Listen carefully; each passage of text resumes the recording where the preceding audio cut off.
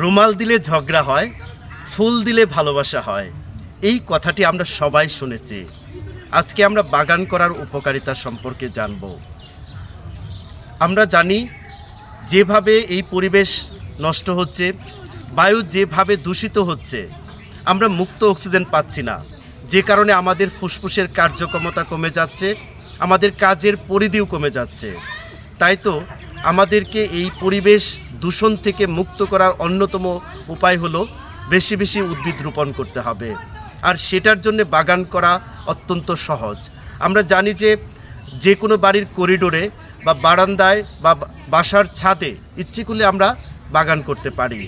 আর বাগান করলে যে সুবিধাটি হবে, আপনি উদ্ভিদের সাথে কথা বলুন, আপনার মন খারাপ, গাছের সাথে কথা বলুন, আপনার মন ভালো হয়ে যাবে। সুতরাং আর ফুসফুসের কার্যক্ষমতা বৃদ্ধি পাবে। আর বাগান করলে যে বিষয়টি হয়, আপনি যখন কাছাকাছি উদ্ভিদের কাছাকাছি থাকবেন, আপনি বিশুদ্ধ অক্সিজেন গ্রহণ করবেন।